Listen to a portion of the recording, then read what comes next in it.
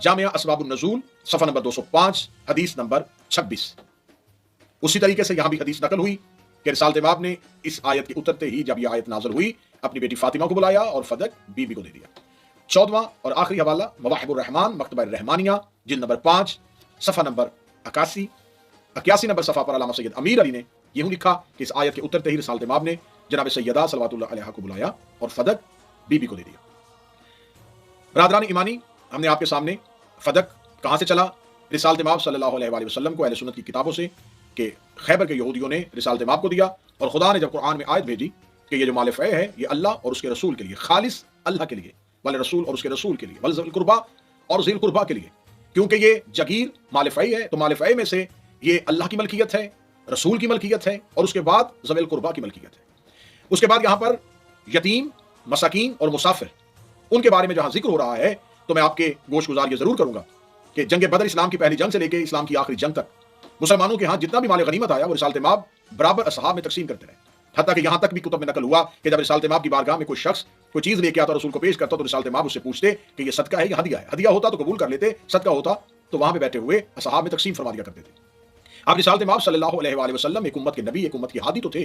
लेकिन उसके साथ बनी अब्दुल मुत्तलिब और बनी हाशिम इस तमाम कुंबा, इस तमाम खानदान के कफील भी थे और इस खानदान के यतीम मसाकीन रिसालत इमाम की कफालत से ही पलते थे। तो इस जगीर से जो हक रिसालत इमाम सल्लल्लाहु अलैहि वसल्लम को मिलता था वो रिसालत इमाम अपनी ज़ात पे नहीं बल्कि बनी हाशिम, बनी अब्दुल मुत्तलिब के यतीमों, मसाकीन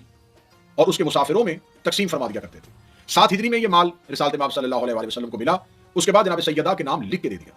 यानी कि अब इस बात पे बहस बिल्कुल फजूल है कि ये बीबी की मिरास थी। ये मिरास नहीं, ये बीबी की मलकियत थी, क्योंकि रिसालत इमाम ने अपनी जिंदगी में शहजादी कौनैन को लिख के दे दिया था। अब अगर इसमें उम्मत का हक होता तो जब रिसालत इमाम ने इस जागीर को जनाब सैयदा के हवाले किया था, उनकी तहवील में दिया था, तो यहाँ उम्मत सवाल कर सकती थी कि या रसूल अल्लाह, इसमें हमारा भी हक है। उम्मत का खामोश रहना, जनाब सैयदा की तहवील में रहना, इस बात की बैयन दलील है कि उस दौर में असहाब पैगम्बर और रहने वाले तमाम मुसलमानों ने रिसालत इमाम की बहुक्म परवरदिगार इस तकसीम को तस्लीम कर लिया था। अब इसकी अगली वीडियोस में हम इस पे उठने वाले एतराज़ात का जवाब देंगे। आज पहला सवाल का जवाब, क्योंकि इस वीडियो को हम ज़्यादा तवील नहीं करना चाहते, हम कोशिश करेंगे कि इसको मुख्तलिफ हिस्सों में तकसीम करें और आप तक हकायक पहुंचाए जा सकें कि यह फदक कहाँ से चला। अब इसकी अगली वीडियो में हम इंशाल्लाह आपके सामने ये बयान करेंगे कि जब यह सैयदा के पास आ गया तो जनाब सैयदा ने दरबार में इसका मुतालिबा किस बुनियाद पर किया था। उसमें बरादरान अहले सुन्नत की कुतुब से जहाँ तक मुमकिन हो सका वहाँ तक आपके सामने हवालाजात पेश किए जाएंगे और उसके बाद हम फिर दोबारा बहस करेंगे कि बादस जनाब सैयदा ये फदक किस किस की मलकियत में रहा और जनाब अमीरुल मोमिनीन के दौर में ये किसकी मलकियत में रहा।